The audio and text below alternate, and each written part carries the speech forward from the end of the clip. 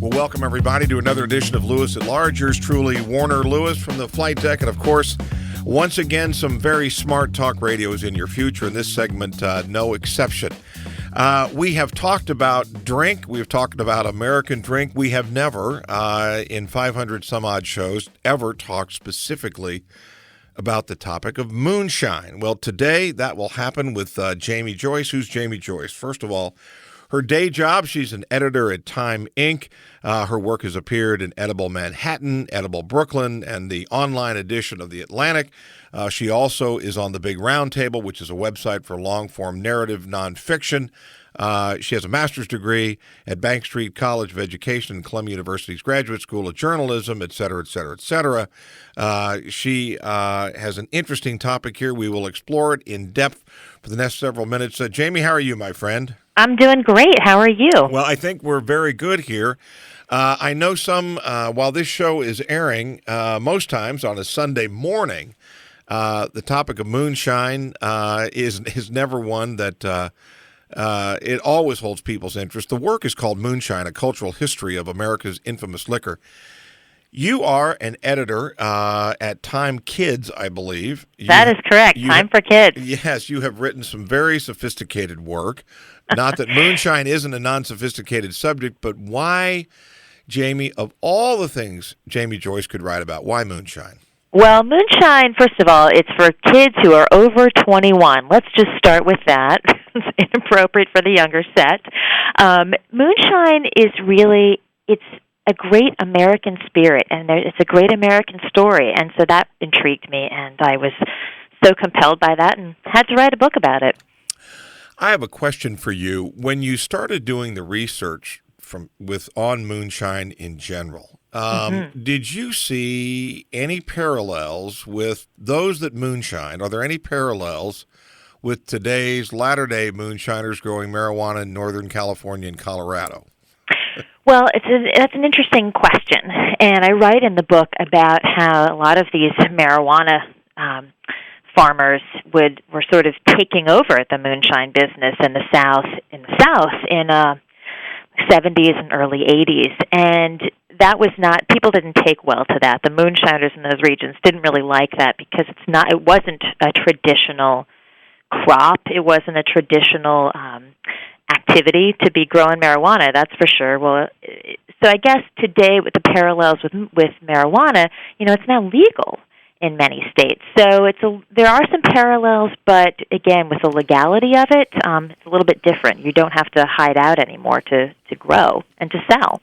Well, take us again as the world goes. America is a young country, and yet from almost day one, moonshine has been happening in the country. Is America the birthplace of moonshining, or could we find it in other places around the world and we kind of adapted it here? Sure. Well, places across the world have their own version of moonshine. And we talk about moonshine, we're really talking about a clear, unaged liquor. Here we're talking about a whiskey generally, but every country has their own version of this home distilled spirit. And when we also when we talk about moonshine, we're talking about a product for which taxes aren't being paid on it. But of course, in the United States, you had the Irish immigrants and Scots-Irish immigrants coming over and bringing that distilling tradition with them and doing that here in this country.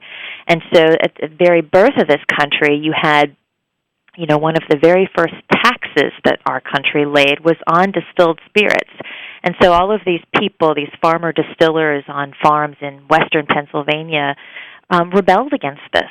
And this was something traditional that they'd been doing, and they certainly didn't think they should be paying taxes on it. And it almost started our country's first war. It almost was a civil war, all about whiskey. Why is, and again, part of this show is to crush social stereotypes or at times reinforce them, however you want to look at it. But why is it, am I incorrect that most Americans, if you said the word moonshine and that we said point to a place on the map, it would be the Southeast? Is that fair or is that not fair? I think largely that is where people would be correct, certainly. I most of the moonshining, per se, has been going on traditionally in the Southeast. But when I was researching this book, one of the things that surprised me was that people were making moonshine all over the country, and it wasn't just an isolated thing in the Southeast. In fact, they write about moonshiners in L.A. ranch houses. There were busts going on in Los Angeles. There were moonshiners up in the hills in the Pacific Northwest. I even found stories about a moonshiner, a college professor at Harvard who was making moonshine in a legal, untaxed whiskey in his Back Bay apartment and selling it at Harvard dances, and that was written about as moonshine. Let's go to a little bit higher level. For many, many years, liquor in and of itself was not banned in this country. As a matter of fact, historically, prohibition is a relatively short period. Mm-hmm. What is it about moonshine that makes it feel sort of, not backwoods, but certainly done, again, at night, done in secret? Why is it so important? Why does moonshine happen when liquor is legal? Help us with Why that. does moonshine happen when liquor is legal? Right. It's a good question. I mean, I think what we're coming back to is tradition and folk art and family heritage. And this is something that, again, it's a tradition that's been passed on for generations. And so a lot of times people really prefer that homemade spirit. And so I think even when there was legal liquor, and we see this today, even though there is legal liquor, there's an appeal to this homemade spirit.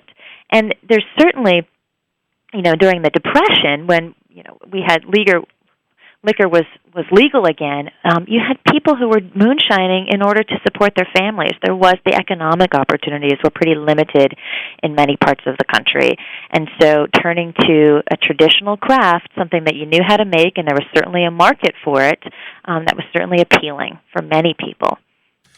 What, as you talk to people, undoubtedly you found there were maybe certain regions of the country, certain regions within regions, certain parts of the South, or certain parts of anywhere. What about historically, Jamie, moonshine families, so to speak, those that maybe made a living and passed it down and passed it down and passed it down? Pretty common? Oh, yeah. And there's a distiller that I write about from Dawsonville, Georgia, and she has a legal distillery. Her name is Cheryl Wood, and she's got a distillery in Dawsonville, which is north of Atlanta, Dawsonville Moonshine Distillery, and she's a great example of somebody who took an illegal family business and made it legitimate. I mean, she comes from a long line of illegal distillers. Her grandfather, Simi Free, made moonshine in North Georgia. It was very renowned in that part of the country, and she decided at one point, when it became legal in Georgia to have these distilleries, that she would take this illegal family business and make it legitimate. So I think that's a really strong piece of history that people are very proud of. If you just joined us, yours truly, Warner Lewis from the flight deck again of Lewis at Large Radio. We are in the midst of some Smart Talk Radio here, talking moonshine, a brand new work by Jamie Joyce, an editor at Time Inc. Her work has appeared in numerous places online, Edible Brooklyn, Edible Manhattan. She's also a member of the Big Round Table, which is a really fascinating website for long-form narrative nonfiction. The work, again, is called Moonshine, A Cultural History of America's Infamous Liquor. Jamie, I know I could understand all kinds of people make home brew. They enjoy it at home, et cetera, et cetera. Moonshine, a little bit broader than that. We make the moonshine, then we want to sell it. And again, it's not the same, but like the marijuana dealer, how did the word get out in a lot of these smaller communities that, hey, Sam down the street is making some good moonshine, and then therefore, when word traveling like that in a smaller community, how do the authorities not find out about it?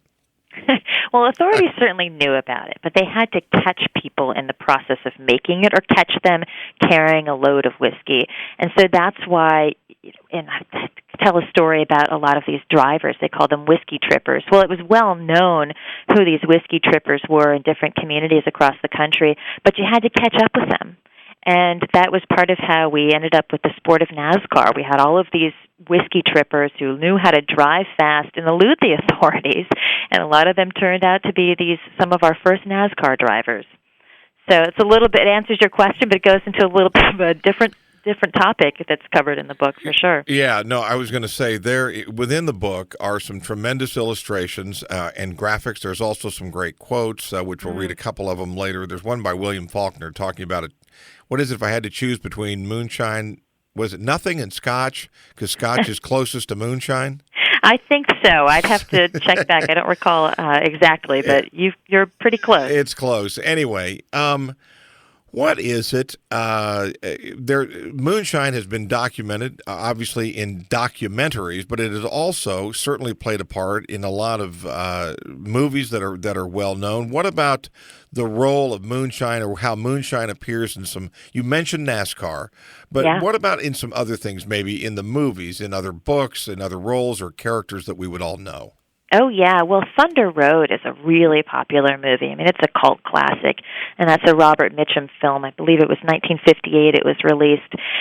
And that was, it remains popular today. I mean, it didn't even go onto DVD until maybe 30 years after its release, because it was still being shown at drive-in theaters. It was a really popular thing for people to do, of course, when we still had drive-in theaters, but those are disappearing across our country, sadly. And then, of course, you've got lots of television shows that talk about moonshine. I mean, Dukes of Hazzard in the late 70s, early 80s, that was all about moonshining. I certainly didn't realize that when I was a kid watching that show, but, that was hugely popular. And, of course, there's so much music, and I include in the book a playlist of about 10 songs that all have to do with moonshine.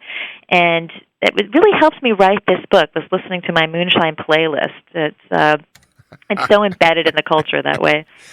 So I love the idea that we have a modern-day writer listening to some kind of an iPad when songs about moonshine. That's right. Jamie, I would think the real moonshiners would want you to maybe whistle. Wouldn't that be more what they perhaps. I'm not a very good whistler, so they'll have to get somebody else for that. Well, and again, we say moonshine on the cover of the book has some wonderful replacements for that. Sugar whiskey, rot gut, of course. I like panther piss. That's a delicate one. That's a pretty good one, yeah.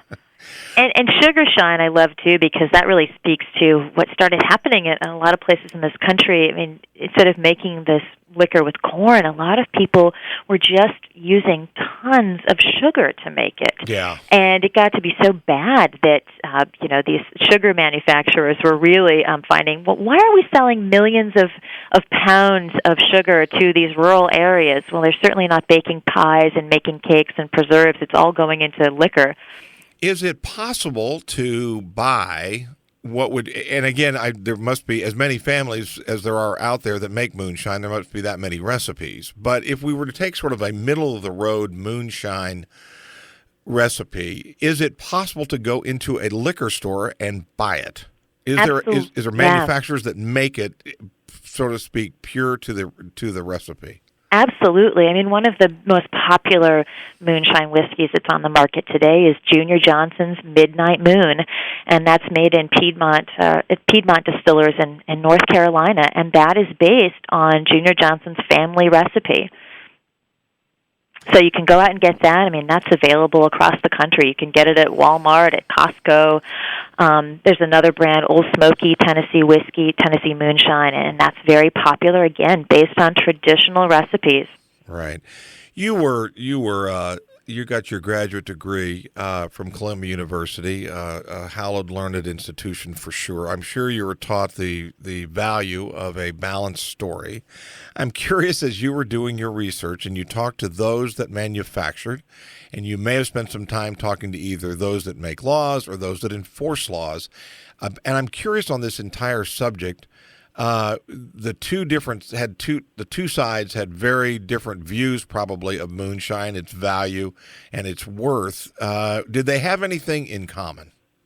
Well, one of the people that I spoke to in Dawsonville, Georgia, I went to it's called the Old Moonshiners of Georgia reunion. And at that reunion, there were lots of these old moonshiners, people who had been making it illegally, and then there were revenue agents who were there.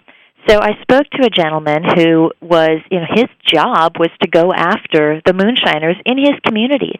And a lot of times he would know these people personally, but it was just something that's his job and that's their job, and you all live together, and everybody's doing what they have to do to make a living.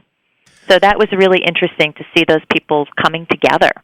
Similar to maybe organized crime, were there areas like the Smith family somewhere in a neighborhood or a community where is it possible to be territorial with your moonshine? Like, don't you start an operation? I own the franchise, so to speak, in this area. Did that ever come up, or was everybody kind of the more the merrier? Oh, that would definitely come up, and there's a great song, Rocky Top, which I think most people are familiar with as a fight song, for the Tennessee football team. Yep.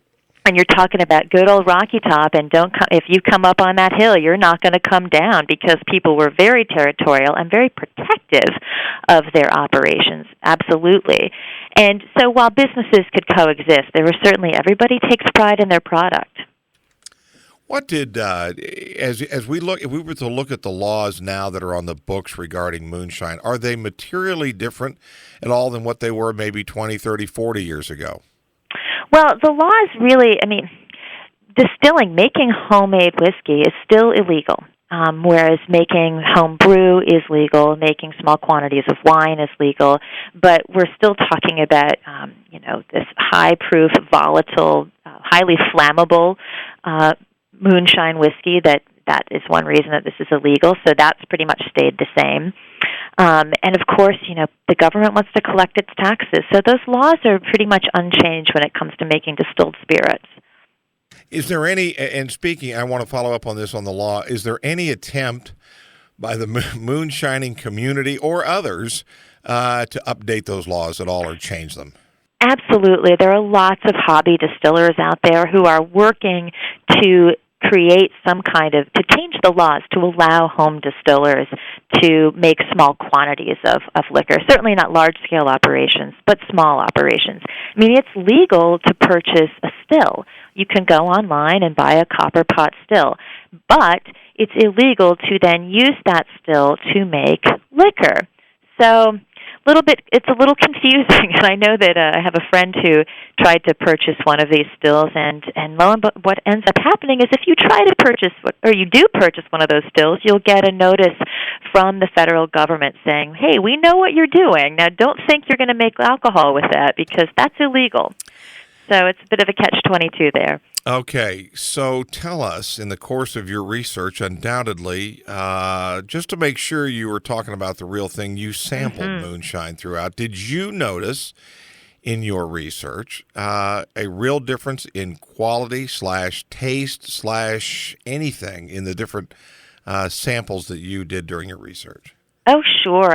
There's definitely there's some that I tried that was pretty much fire water is a really good way to describe it, and that's why I think that's one of the names that I have on the cover of the book, because it really burns when you drink it. And others are just incredibly smooth and just had a nice aroma to them. And so those were then fun things to drink during this research process. What about, let's look at gender here. What about the stereotype would be sort of a bent-over thin guy wearing overalls, no shirt at his still, and with a piece of straw in his mouth. What about women that moonshine? Would you come across any evidence that there are certain groups of women that were doing the same thing? Absolutely. And when I started this book, I came at it thinking, I had that stereotype, I had that picture in my head of this is what the moonshiner looked like, and I knew that there had to be women who were doing this. There's no way that this was exclusively a male thing. And in fact, I found many, many women who were involved in this, and I tell a story in the book about a woman in the late 1800s, and she was in New Jersey, and they called her Moonshine, really she was Moonshine Nancy the Moonshiner, rather. And here was somebody who was making Applejack, and that's an illegal, it's an liquor made from apples, and she was stealing apples from a local orchard, and the authorities came after her. And she's a terrific story. And there's a woman in, this is Moonshine Mary, and she was in Chicago, or outside of Chicago, rather, and she was making this liquor to support her family. She was a Polish immigrant, and she ended up going to prison because she was found to be selling some of her liquor that was selling for about 15 cents a shot, ended up killing a man because of the poor production quality of it. And so there's lots of stories like that I tell in the book. And certainly, going back to the woman I mentioned earlier, Cheryl Wood in Dawsonville, Georgia. I mean, here's a woman who's a legal distiller and carrying on a family tradition. So they're out there throughout history, and they're out there today. Troy and Sons Moonshine is a terrific maker in North Carolina, and that's a female-owned business, and she's making really delicious stuff. What, as we start to wind down here a little bit, Jamie, you did a lot of research here. Most people probably can go 2 or 3 sentences deep on their knowledge of moonshine. Now you can talk for half an hour with me about it. But sure. As you did your research and as you look back on all this, what is, if there's such a thing, a misconception maybe that you had / the rest of us have about about moonshine as an entity and maybe its cultural history and the people that are involved? What was sort of maybe an interesting fact or an interesting maybe concept maybe we had not thought of before? Well, I think that people, when you think about moonshine, there is the stereotype of it being sort of unsophisticated, and the people who are making it are maybe there's that hillbilly stereotype. And in fact, moonshiners, they're running a business historically. I mean, we're talking about people who they're producing a product, they're delivering it, and that takes smarts. And so we're not talking about unsophisticated people. We're talking about people who know how to run a very successful business. So I think that really blasts that hillbilly stereotype out of the water. What about the colleagues that you run with, not only at Time but also in the just a whole editorial community in the Northeast? What when they heard you were doing this work, what kind of reaction did you get? They say, "Well, be careful for those moonshiners. Be careful. You're going to go out in the backwoods." And it turned out to be, I was perfectly safe and was certainly welcomed by all of these terrific distillers across the country.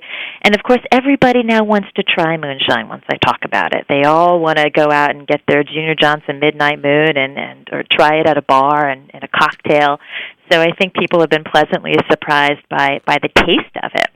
Well, indeed, and again, this interview will be airing first on a Sunday morning, so I'm not sure at this time in the morning you can run out and buy some, but you could certainly make some this morning, I would think. Hey, one last thing here, and sure. That is, I would think that the families that you talk to and the individuals that you talk to that produce this product have, number one, it's hard work, and number two, was made with enormous pride. Absolutely. That, to me, it's almost a mark of who they are. It's almost like a family brand, I would think. Absolutely. I mean, it's really, as you said, there's such pride in the product, and there's such pride in the family tradition. I mean, it's folk art, it's heritage, and I think it's a true American spirit. It really speaks to American independence and ingenuity, and that made this book so much fun to research, so much fun to write, and I think it'll be hopefully fun for people to read. Well, again, the work is called Moonshine, A Cultural History of America's Infamous Liquor, this amazing sort of love-hate relationship that our country has always had with liquor in general. It's published by Zenith Press. The author, again, Jamie Joyce, who is an editor at Time. Jamie, how can people find out more, not only about the book, get a copy of it, but also some of the other writings that you do? Sure. You can check out my website. It's jamiejoyce.com, and that's JAIMEJOYCE. And you can certainly go on to Amazon to order the book or get it at your local bookstore. I support that. Well, good. We appreciate your time today. Thank you for the work. Again, this may be the only show we ever do exclusively on moonshine, but thank you for being a part of that. And by the way, what's the next project? Oh, gosh, I've got a few ideas, but I'm not ready to reveal them yet. But looking forward to diving into something new very soon. Okay, well, we would love to have you back on again. Again, thanks so much for being a part of the show. Thank you so much. It was a pleasure. You bet. We'll be back with more right after this on Lewis at Large.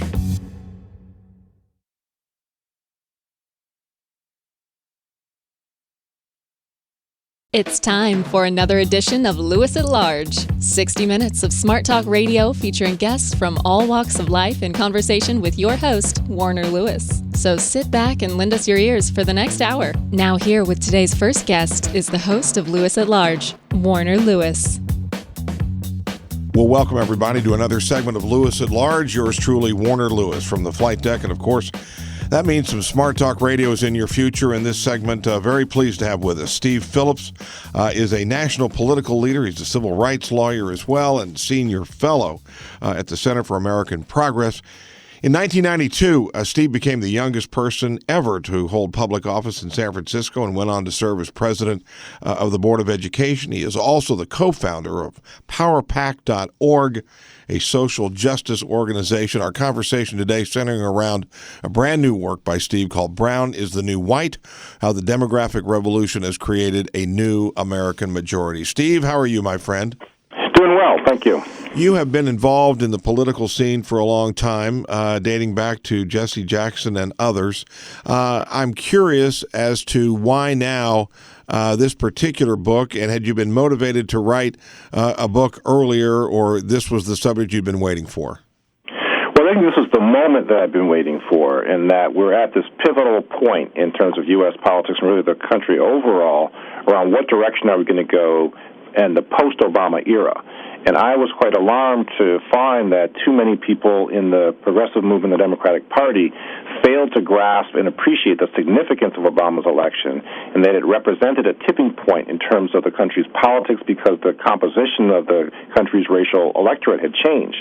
And that as a result of not understanding that, too many people are wasting, who are running campaigns, are wasting hundreds of millions of dollars on ineffective and outdated strategies, and they're going to lose unless they run aggressively towards embracing the components of the Obama coalition and moving massive amounts of money into those communities in terms of hiring staff and mobilizing those voters.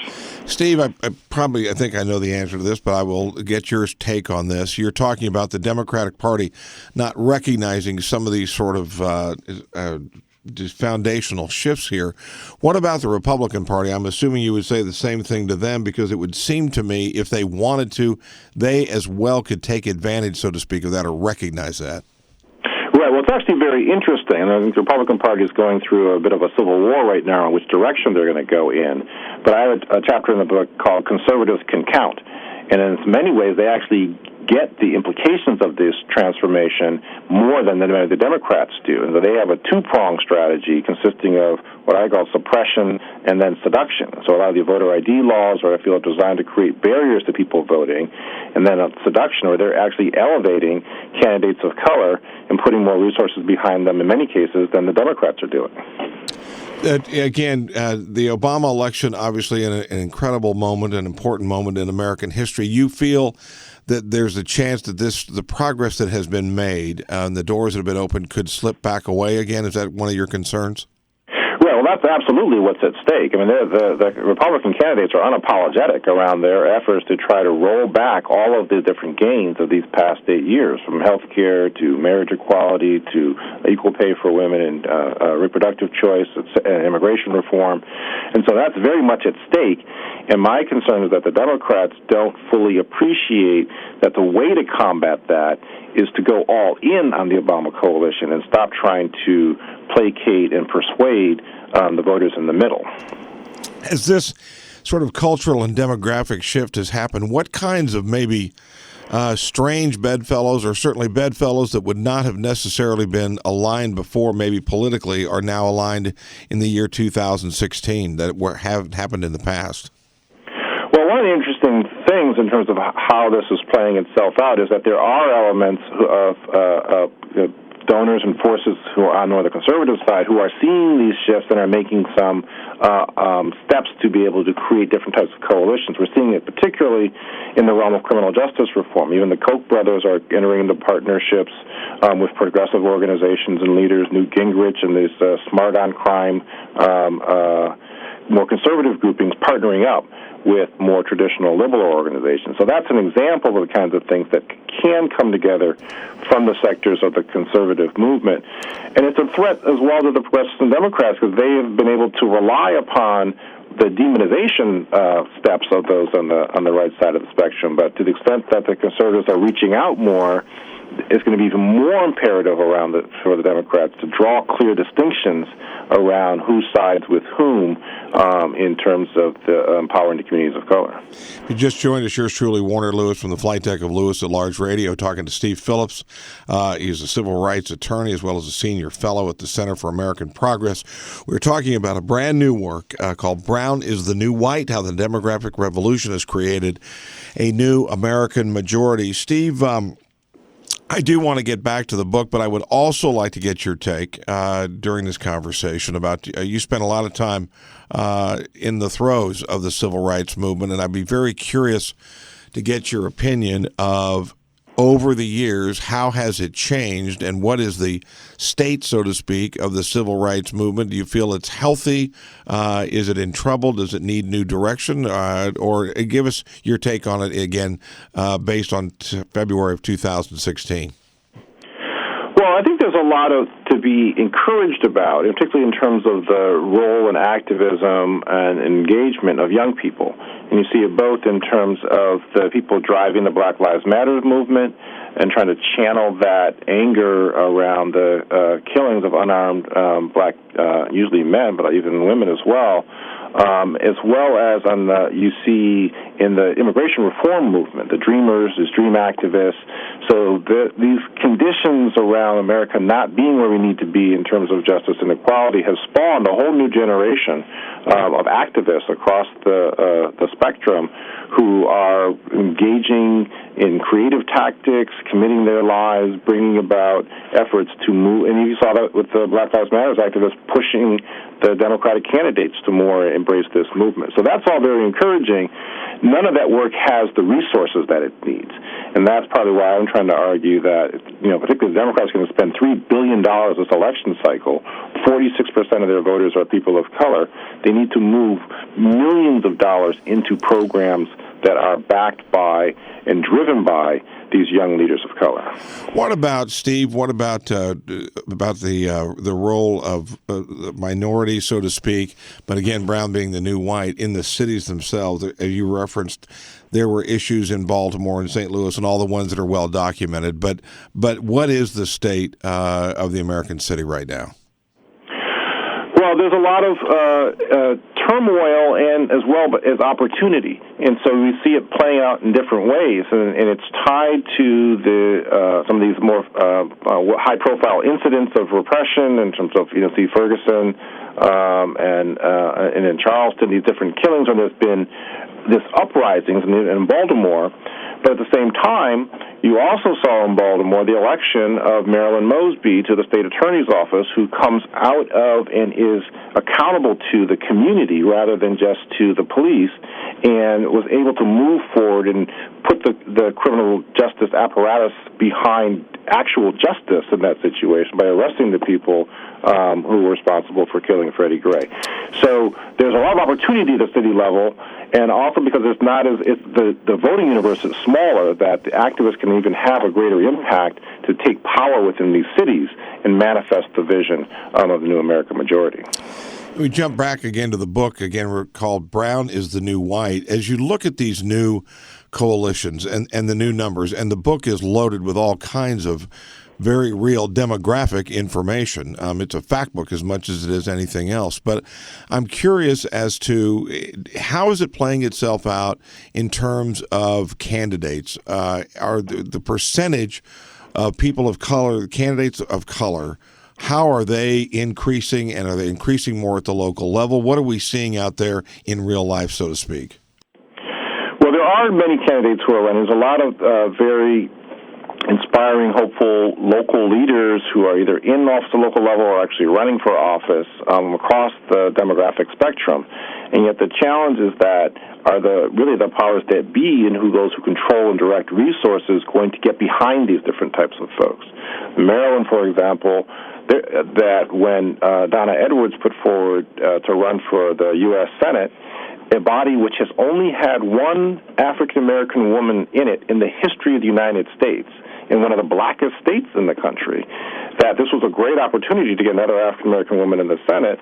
Harry Reid came in and actually endorsed her white male opponent right out of the gate. And so it's that type of barrier, and you contrast that with what the Republicans did in South Carolina when they saw the demographic changes. They plucked Tim Scott, a first-term congressman, and said, African-American, we're going to put him in the Senate. So the candidates are there, the leadership is there, but the people at the top of the party and the progressive movement have to embrace and elevate those people.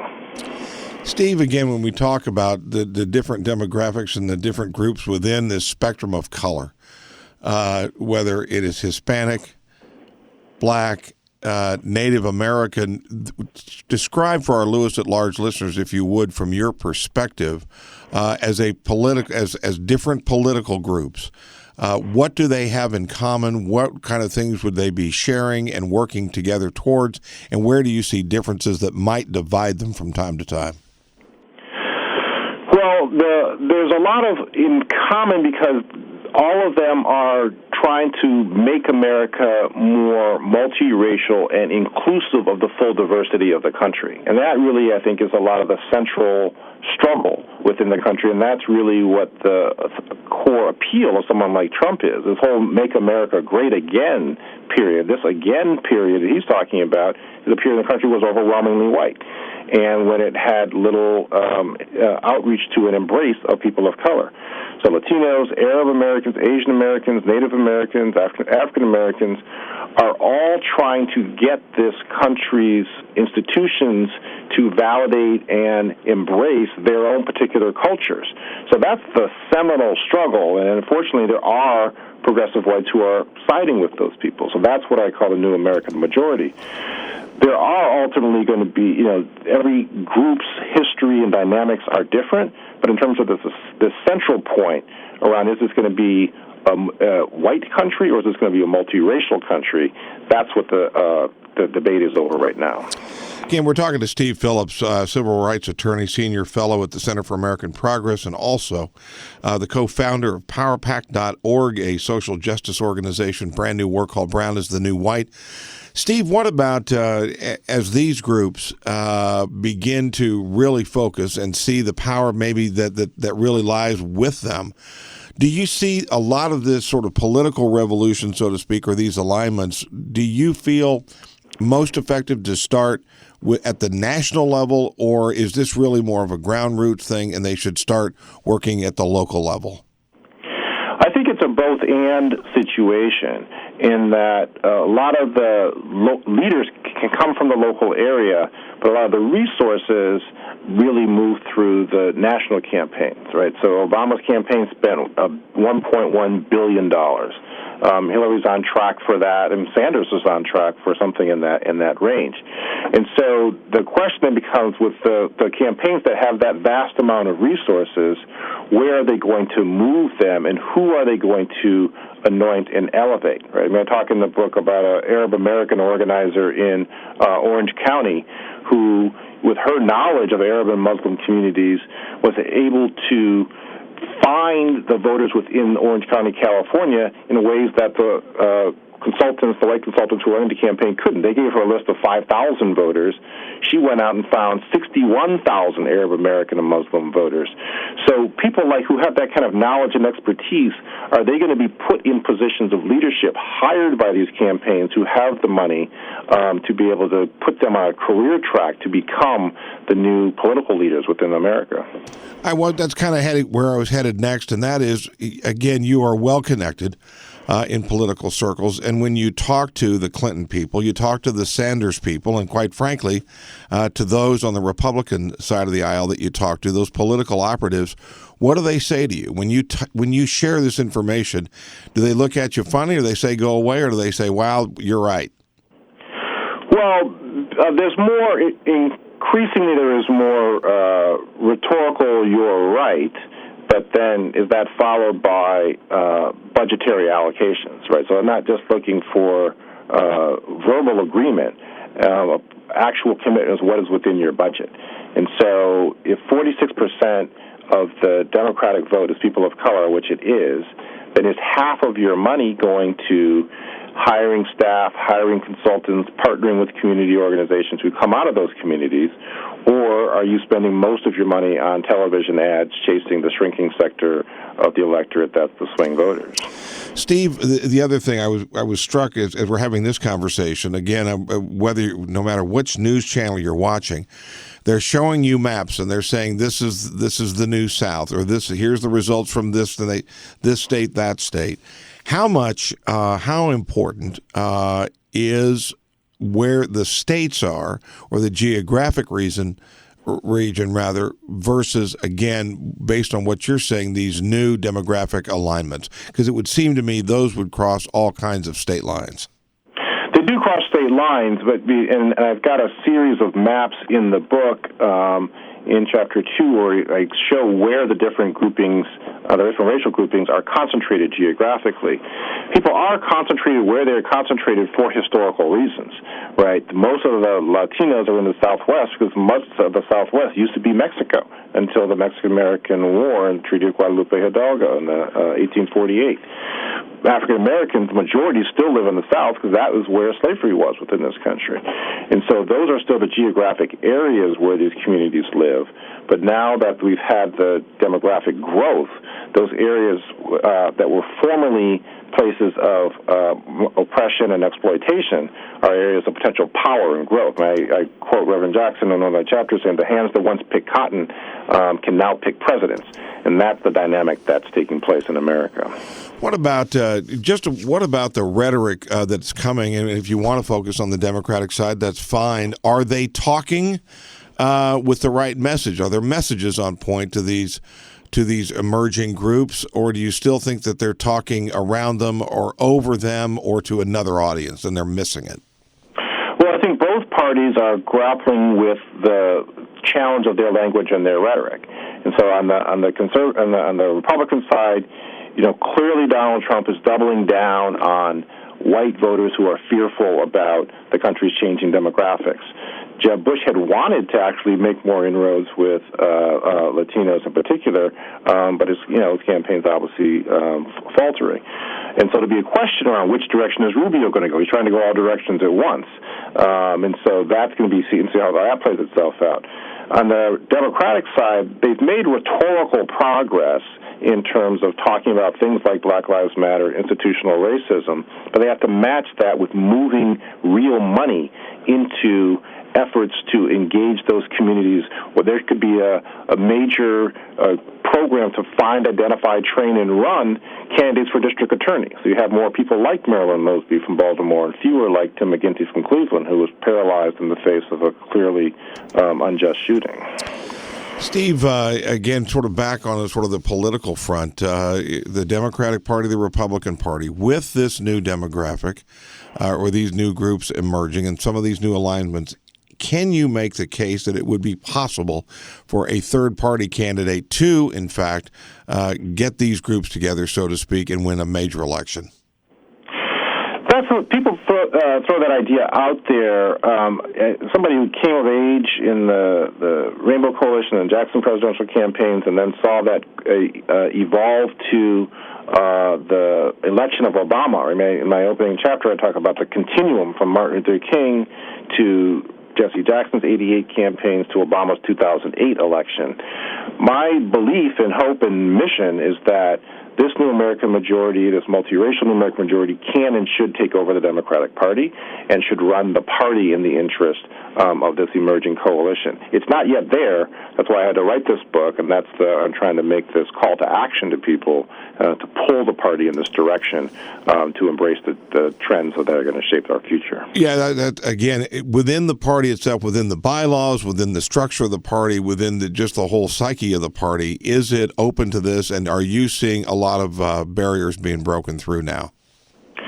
Well, I have not seen enough progress. I think there's too much continued old thinking that the way to win elections is to try to spend lots of money on television ads chasing the white swing voter. I have a chapter in the book called The Requiem for the White Swing Voter.